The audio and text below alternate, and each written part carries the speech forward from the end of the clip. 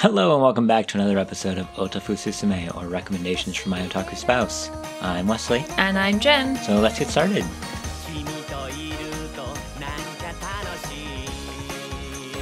We're here today with another recommendation from me to Jen. And it's a manga. And it's a romance. Whee! What a surprise. With lesbians! Yay! Oh, what? A what? Oh, who? Lasagna? So I read this a while back and recommended it to Jen, and she never read it. And then I just didn't get around to it. And she never There's read a difference. And then the OVA, I guess, came out for it. I think it's technically classified as a movie. It's about it's an about an hour OVA. long. It's so an hour it's long. It's a single OVA. episode. I'm going to call it an OVA. Okay. That came out, and that finally convinced Jen to read it. And we also watched the OVA. Yes, we did. Because we could. Yep.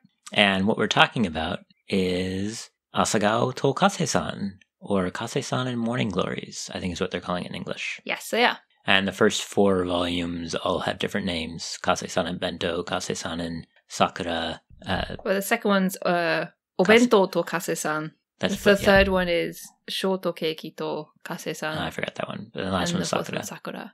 Because that's when they graduate. And you graduate in Sakura season. And that makes sense. Start school in Sakura season. And then there's a whole technical continuation called Kase-san to Yamada, which talks about them in college, but Jen hasn't read that yet. No, wouldn't it be Yamada to Kase-san? Because it seems to be Kase-san's at the end. Well, yeah, that's how it is in Japanese, but in English they keep putting Kase-san first, so I don't know how they do the new one. But if they did it in English, it would be Kase-san and Yamada, not Kase-san to Yamada. I don't know what they're doing then. Well, that's a good thing, because we're talking about the Japanese one anyway. Very well. Fine. Whatever.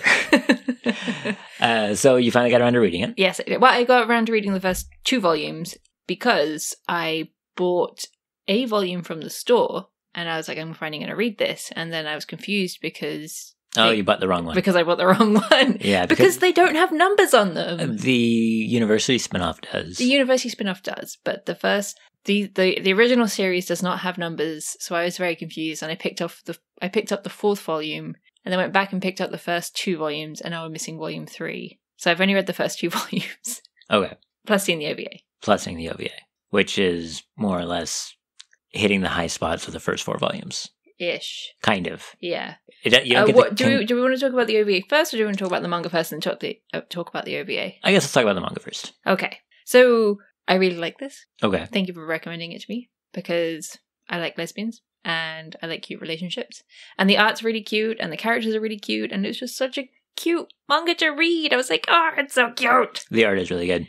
Your comment about lesbians is actually one of my complaints about the manga. What? Why? Because I feel they're like almost lesbians in name only. The author wanted to write something for Yuri magazine, or was contracted to write something for Yuri magazine, but then went and made one of the characters your stereotypical shoujo girly girl who has every girlish quality about her, and then gave the other one all the stereotypical boy traits. And there's no crossover whatsoever. You could change Kase-san to a boy, and the only difference is you wouldn't have the occasional reference from Yamada going, but this is forbidden love. That's the only difference that would change. I mean, she doesn't ever say this is forbidden love. She just goes, oh, I've fallen in love with this person. It just happens to be another girl. Doesn't she? She's like, we can't tell people, or we have to keep it hidden or something like that? No. I thought there was something about that. No, they never mentioned that at all. I think that, in a way, makes this story better for me, because so many Yuri manga have them kind of tiptoeing, well, they won't they, it's forbidden love, and we're both girls, and you can't have that kind of relationships. And so they never really go anywhere, or they're just incredibly slow paced, whereas this one was pretty much... I think what I really like about it is it's about their relationship, not about them getting into the relationship. Oh, no, I agree. That's good. So it's similar to My Love Story. Yes. Ore Monogatari. Yeah. Where it's just like, just the two of them working things out, I really liked. Yeah, skip over the will they, won't they, because there's a million manga about that. Mm-hmm. And just get into the... what are relationships like? Well, also, in the second volume, they go to a hot spring. And one great thing about that was Yamada was saying it was the first time she's ever seen Kase-san naked. And so she got really bashful and really self-conscious of her own body. And I don't think that would have happened if Kase-san was a guy. Well, they're on a school trip.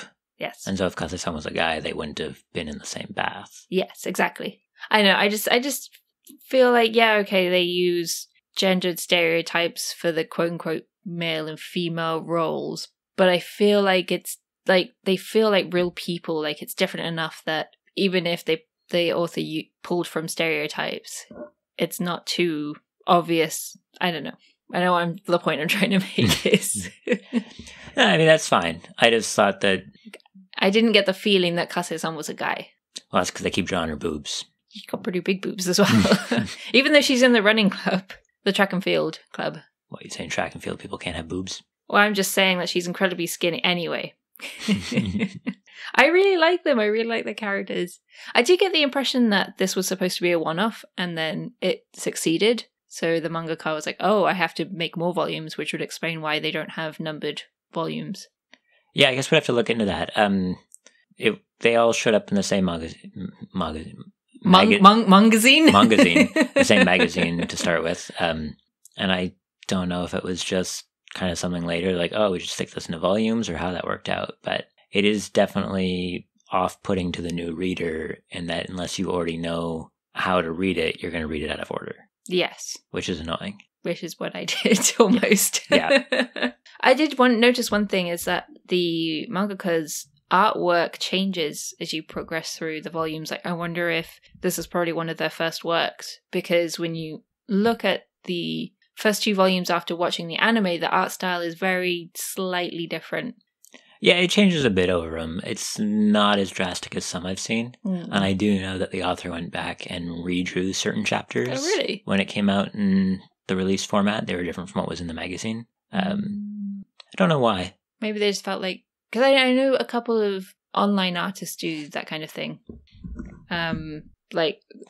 Artists will get... what are they called? Webcomic artists will get featured and they'll go back and redraw a bunch of stuff because the art's improved a lot and it's sort of inconsistent. Which I think is totally fair. A lot of times authors will go in and add omake bonus comics at the end, or add, especially in shoujo manga, there's a common thing to put advertisements like in line with the comic. So sometimes when you get the tankobon version, those will now have been stripped out, of course, and they'll replace them with little sketches and such. You don't get that in this one, but it's still something that I've seen before. So an artist going back to change things isn't a massive new thing, I guess. So what was it about this manga that jumped out at you that made you go, oh, I like this. I think Jen will like this. I mean, by and large, you know me and my romance manga.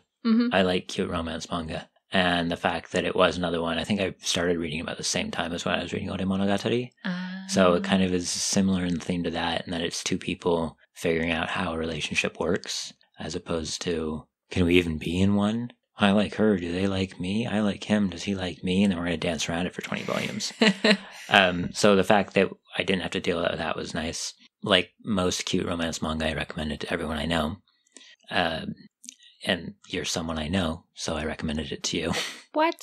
Knowing that you never read any of my recommendations, I thought that I might be able to swing this a little bit more with the LGB aspect of it. You mean LGBT? I guess, except for those ones are all sexual related and trans, isn't? No, I don't think the others are sexual related either.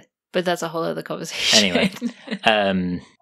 But, so, yeah, I don't know, that was kind of what pushed me to talk about it. There was also, I think, when I was first reading it, it also made the rounds on, or just after I read it, I don't know. It made the rounds on some different like anime and manga review sites, and there was one of those that I took umbrage with. So that was another one that I was like, you should read this so we could talk about it. But then that was a while back. Not to name any names, but there was an anime manga review site that just likes to rip on things and act all high and mighty. And when it came Wait, which one? Because there are a bajillion of those. Yeah, I'm not going to name names. But then when it came to this manga, they just had nothing but glowing praise for it. And I think it was because of the lesbian representation. Oh, I think I know which one you're talking about. And I was like, that's really weird. Because if this was not a lesbian manga and had a heterosexual couple, and the male stereotyped half of the couple tried to trick the other one into going to a love hotel, I think you'd be really, really ripping it apart and calling it rape apology. But you're not doing that because they're lesbians. That's confusing. So spoilers, I haven't got to that bit. Oh, my bad. Anyway. Well, also the fact that I noticed that they, which I think is true in an actual relationship, is that they ogle each other. But that's male gaze. But especially Yamada ogles Kase-san a lot, and it's really cute when she does. But isn't that male gaze, and we're supposed to demonize that? No, because this is I feel like this is written for girls, because it's romance. No, but women don't have those types of fantasies. Women totally have those types of fantasies. I'm just saying what I read over and over on these review sites, and I'm always like, that seems a little bit hypocritical. Like you're being super hypocritical. Yeah, I know which review site you're talking about. They have been super hypocritical in the past. I'm not naming any names, but yeah. So there was a couple things like that when I was first reading it. I'm like, you know what? It is a cute manga, but if you can't recognize, to use the term of the kids, problematic faves, you're not doing yourself any favors. Yeah, I mean, and you're just devaluing the rest of your quote-unquote journalism because no one's going to trust anything you have to say. Unfortunately, that's the problem I have with Citrus. Is that what it's called? Citrus? Yeah, I think so. I cannot stand it. It's not a fuzzy romance relationship. It's a I'm going to assault this other girl relationship, and because my teacher assaults me, and it's like, oh, that's all kinds of wrong. I don't care if they're both lesbians. It's just nope. It's something you see show up a lot of the time in BL manga and Yuri manga, but it gets a pass because it's LGBT representation. So that's good, isn't it? Because and that in itself is problematic because it first creates this image that people who are LGBT do that kind of stuff. Which, I mean, people do. I'm not saying everyone does, but if you're going to say people do it, then you have to say that LGBT people do it as well. But the image created is that only these people do it, which is bad. Plus, just assault anyway is bad no matter who does it. And it just creates a whole bunch of problems. So using that as... I mean, this is actually a discussion that I had in the Fujoshi Trash Talk episode recently, where it's just... assault is incredibly problematic, and putting it as a catalyst for two of your characters getting together is not healthy, it's not good, and it just completely ruins a manga or a story for me.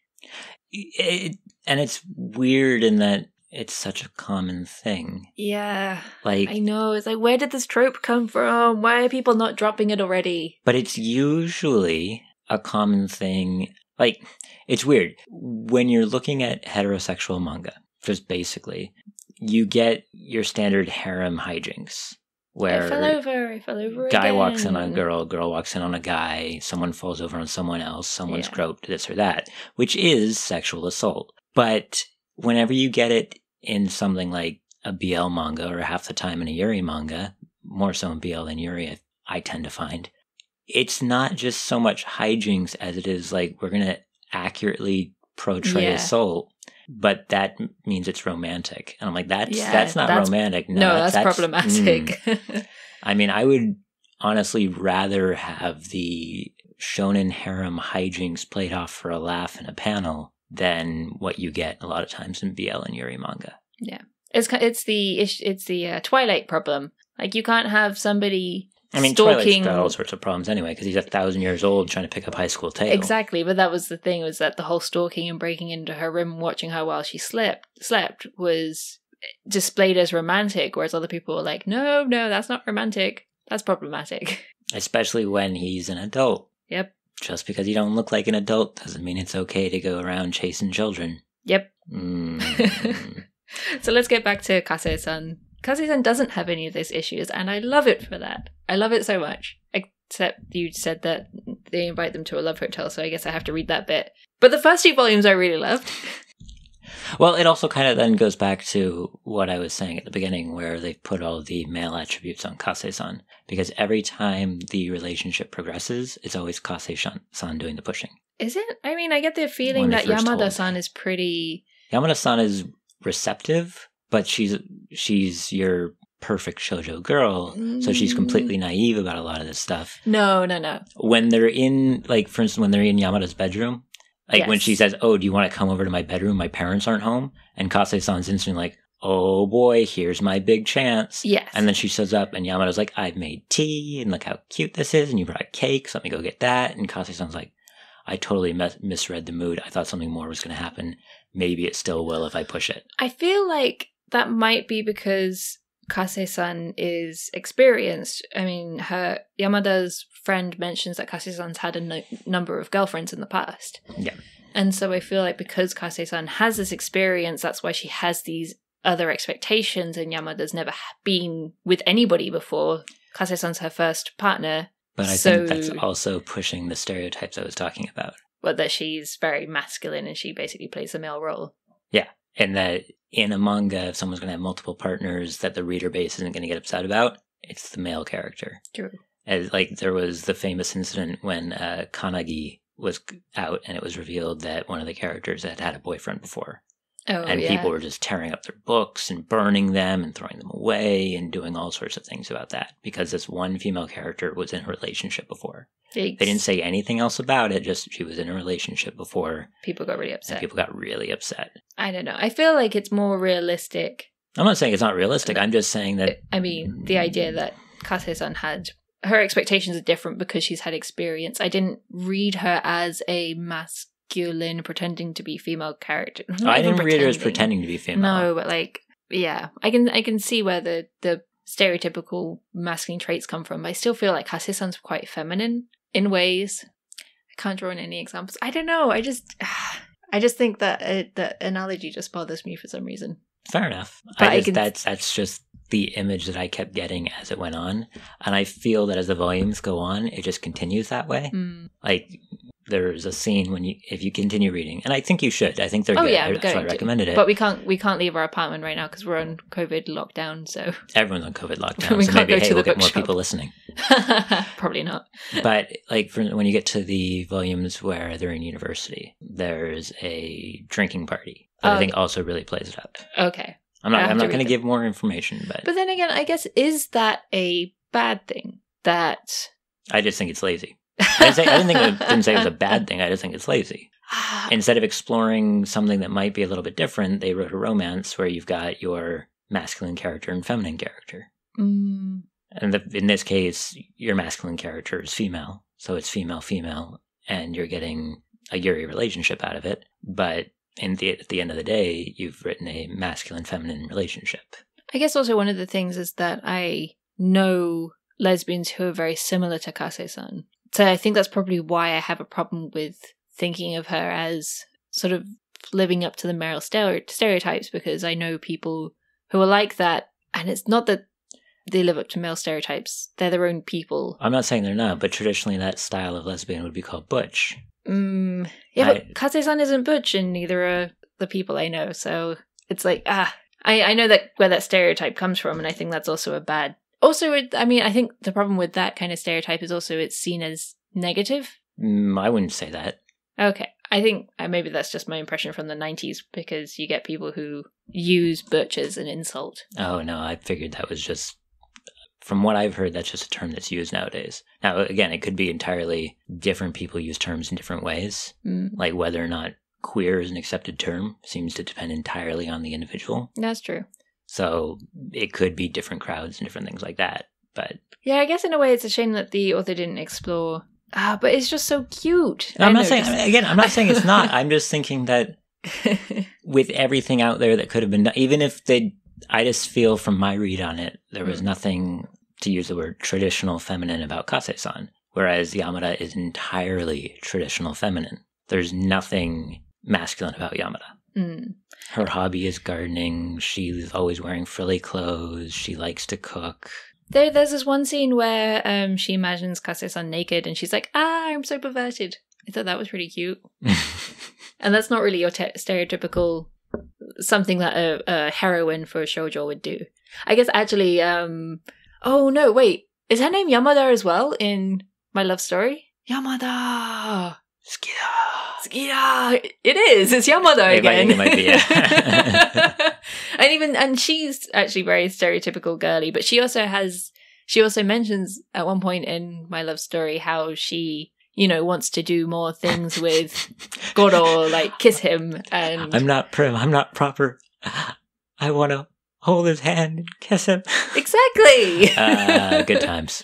I hope this isn't the same Yamada. That would suck. No, they're completely different. But they're not completely different. Now that you pointed it out, it's like, oh no, these are exactly the same character type with exactly the same name. Yeah.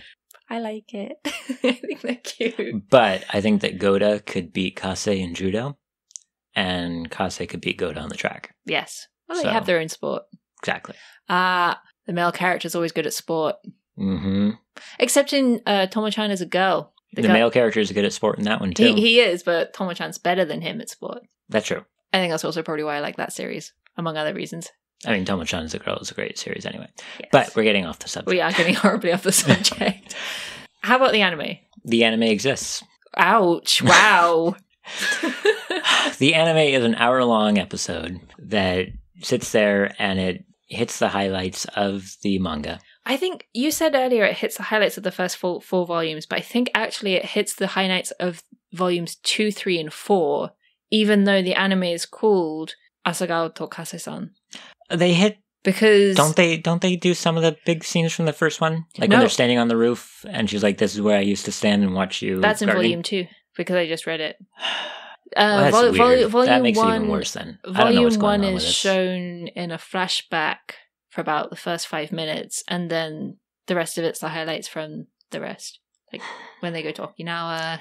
Which annoyed me because I thought that the pacing was really off in the anime. Yeah. Because it's an hour long, but it feels longer because it's slow.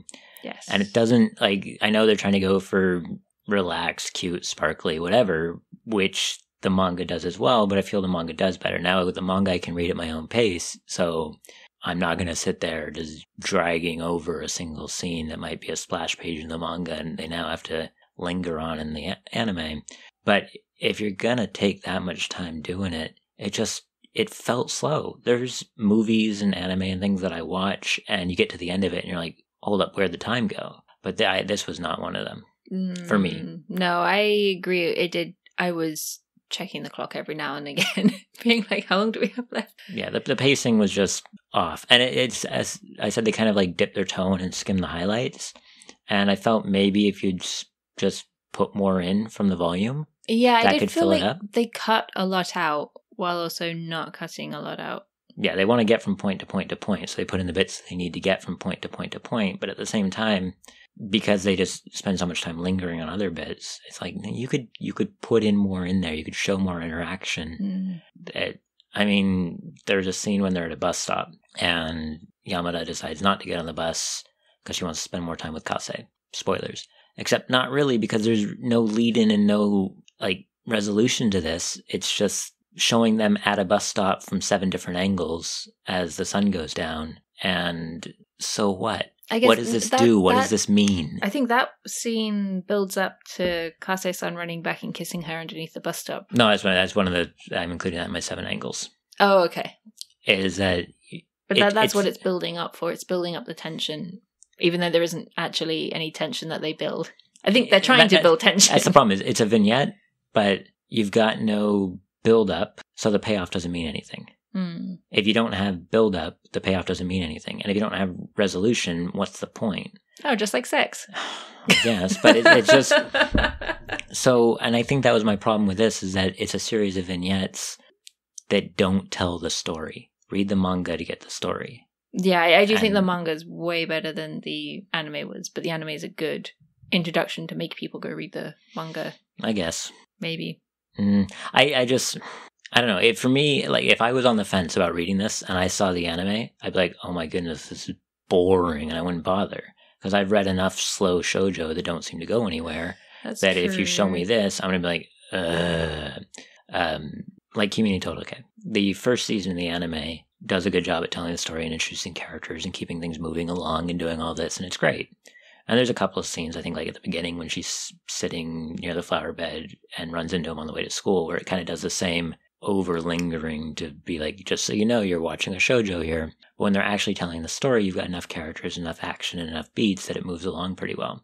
The reason why I don't read Kimi ni Todoke anymore is because it just got bogged down in the will they, won't they, which I hate, but also in the, we're just going to sit here and linger on these scenes that are supposed to be cute and moving, but in a manga that doesn't really work. And it just doesn't matter anymore because nothing's happening. There's no resolution to it. And so that was my problem with the anime. I guess, can you have a resolution for a romance if they're already together? Yeah, because you can show how the romance changes. You can show how the relationship changes. You can show how the people change. You can show how it affects her life. The manga works. The manga works, but the anime didn't show anything. The Yamada at the end of the hour is the same as the Yamada at the beginning of the hour. If you told me, I don't want to give too many spoilers, but I 100% think that the Yamada at the beginning of the anime would have done what the Yamada at the end of the anime ends up doing. You mean manga? No. Okay. I'm specific about the anime. Okay. I think in the manga, the Yamada who does what happens at the end of the anime has shown to have changed to reach the point where she can do that. But in the anime, I didn't get that feeling. Yeah. I guess it wasn't... Maybe it could have been an hour and a half and then included a lot more of the... Or maybe they could have just done a much better job at pacing. Yeah, I think it's just a pacing issue. We also had another problem with the anime. I think also it's part of what you were saying, though, is that they use the first volume as a 5-minute flashback. Mm-hmm. But part of what's in the first volume is a much more uncertain Yamada who grows more certain of herself and her standing with Kase-san. I mean, the manga is her coming to terms with who she is and her relationship, which empowers her to do things. And the anime is like, well, we just want to show cute vignettes of lesbians, so screw the rest of it. I still think the anime was cute. I don't think I'm going to rewatch it anytime soon, but yeah, I guess it just didn't blow me away like it could have. So you said there was another problem with the anime? There was another problem with the anime. Specifically, the Blu-ray that we got was the international version, released by Sentai Filmworks. Yes. And I think one of the problems that we're both finding, I don't know if it's a problem, but one of the things we both have realized recently is we watch anime in Japanese, and then we think, oh, this is, like, we actually say to each other while we're watching anime, this is how they translate that line. Oh, this is how they should translate the line this way. And we have a lot of fun with that. And so this is the first time in a while we've watched a Blu-ray with English subtitles, which is this disgusting yellow color, but that's besides the point. Hey, I thought that was a fun throwback. Made me think of like late 90s, early 2000s. That's why they're disgusting. Oh, it was great. Bright yellow, black outlines. So we're watching it in Japanese and we're reading the subtitles, and there are a number of times where we both went, this is not a good translation. It was just stilted. Yeah. There's a lot of it where the translation's not wrong. It's just people don't say that to each other. Yeah. People don't say that, or there's no characterization. You might read it in a textbook, but if there's one thing you learn quick about learning another language is that how people talk in textbooks is how people talk in real life. Yeah. It was a very by the numbers, unnatural. Yeah. And I was, and it was disappointing, I think. And it was definitely disappointing. And I know that there's a lot of, when we've brought it up on here before, there's a lot of talk about the difference between translation and localization. But making humans sound human is a big part of translation. That should never be a complaint anywhere. If you have two people talking, they should sound like two people talking. Yeah, not like robots. I mean, we say things in English that people in Japanese don't say, and people say things in Japanese that people in English don't say. And so sometimes you have to take an allowance for that, but it's going to make it sound natural. Because at the end of the day, this is two high school girls talking to each other. Mm-hmm. And they should sound like two high school girls talking to each other. Well, they should read like two high school girls talking to each other. But no, you're absolutely right. And I think I think our biggest disappointment, or at least my biggest disappointment by the anime, was the translation. And unfortunately, there's not really much anyone can do about that if they want to, buy the official version, which they should. Yeah, 100%. It's weird, actually, because, like, on a streaming service, they could do something about that. You and I found that one of the manga that we worked on had a stealth edit on the digital release. Yeah. And we were both really surprised. We went, wait, what? Because we saw the digital release and we ran over and grabbed You can do that? We ran over and grabbed our hard copy from the shelf and we're like, it was really weird because it was a translation that we'd made that an editor somewhere had changed. And so we got the hard volume of the book and went, why did they change this? This is horrible. And then we saw a screenshot someone had put up on Twitter that had our translation again. And we went, hold up. And we grabbed our book and sure enough, it had the editor change translation. So somehow the digital release got stealth edited, which is really weird. So you can do that with digital releases, but as soon as you've got a pressed disc in your hand, you don't have that option anymore. No. It's not like a video game where you can patch it after release. And with how Blu-ray players are now, you might be able to. Who knows? But that would be really weird patching movies because you need to update the translation. They patched Cats while it was in theaters. Yeah, but that's Cats. That's a special case. I mean, literally, it was a pretty special movie from the sounds of it. True. The other thing that got to me, which it irritated me because you can take anyone on the credits list and pay them for an additional half hour of their time, is that some of the subtitles were mistimed. Oh, God, no, that bothered me so much that it was completely out of whack. It wasn't completely. It was enough to... It was noticeable, though. It was noticeable. Yeah. And it's one of those things where someone needs to sit down and watch the finished product or read the finished product before it goes to print or before it gets pressed onto DVD, just because you can catch these types of things, and it makes it look unprofessional, and it makes it look slapdash, and it reflects poorly on everyone who worked on it. Yeah. I mean, you and I are both translators, and whenever we see one of our finished products with mistakes in it or with anything like that... Somebody else is introduced. I mean, I've had people call me out as a translator for things in my translations that weren't my translation. It was a later change, but because my name is under translator, I get the flack for it. Yeah. And so I know that the timing of subtitles is not the translator's job. Usually, I'm sure some company out there makes a translator does the timing as well, just because they're trying to save money, and it's an interesting world we work in as freelance translators. But I know that wasn't the translator's fault, but someone needs to sit down and watch it and be like, oh, this subtitle's hanging around on screen too long, this subtitle doesn't show up right, or when this subtitle shows up, because you have two characters talking over each other, you erase the first one even though they're still talking. Yeah. And so there's little things like that just please. I guess what they need is somebody who isn't involved in the translation or the original timing to then go in and do a quick quality assurance check afterwards. But again, most companies are pretty cheap. And I know that the person who translated that works for the company and is also a project manager, among other things. So I imagine this person had a lot of other things on their plate. So translation was not a high priority. That's fair enough. Just it's just, it's frustrating. Yeah. I don't know. I was talking to a friend of ours a while back who was saying that when they do translation, they don't do any localization at all. And that was because the company they work for has an entire separate team of just creative writers. And they're given the translation and said, do what you want with it, more or less, just to turn it from... There's still a little back and forth between the translations. There is 100%. But it just... They get someone who doesn't have that same level of attachment to go over it. To be like, because what makes sense to someone who knows everything about it and what makes sense to someone who's coming into it fresh. And you always want to make sure you're catering to that second crowd in almost anything. And get your subtitle timings right, please. It's kind of like poor lettering for manga. Like if you get it wrong, it can really throw off an entire book. Lettering's not important. You don't need to credit the letterers.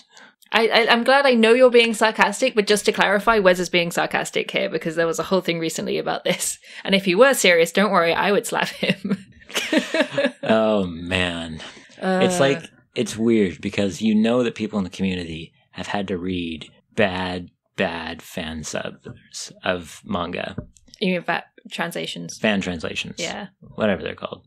Probably bad fan subs too, but you know people have had to deal with that, where you've got some horrible Xeroxed copy that's disgusting and gross, and people just has these white squares in the middle of the speech mark. And people just slap paint text on it, and it's just horrible. And yeah, it works, I guess, but it's a visual media, folks. Which means that everything visual goes into the final product, which includes the words you're reading. Yeah. Because you gotta see the words. Oh, man. Yeah. So anyway. So Kase-san. Yeah, I actually wonder how the English for the manga turned out. I wonder if that's one worth picking up and reading, adding to our bookshelves. Because I like the series. And if there's a series I really like, I do like to get the English as well as the Japanese to compare. I don't know who worked on the English version, though. I think that was published by Seven Seas. I have no idea. I feel like it might be Seven Seas, but I could be wrong. I'll put a link in the show notes. Yeah. We'll have to to the official releases of the manga and the anime. So, I guess my final review is definitely go read it. But just be aware that it's okay to critique things you like. It is. And I mean, at the end of the day, I did enjoy the anime. I'm glad we got it on Blu-ray. I probably wouldn't watch it again anytime soon, but I could see myself watching it again in the future. And I highly enjoy the manga, and I want to get the rest of this version plus the university sequel. Yes. And I'm really looking forward to reading those. Good. After I read everything else. And after we're allowed out of our house. True enough. So, going forward, I will try to recommend you something that's not a romance manga. Because I realize you can do that? I realize I'm pigeonholing myself a bit here. Yeah, but I just really like romance manga. You've also recommended, actually, it's either romance or giant robot. Yeah. Gundam, Majinga. Yeah. Yeah. So, I'd be surprised if you recommend something that's not one of those two things. What? No.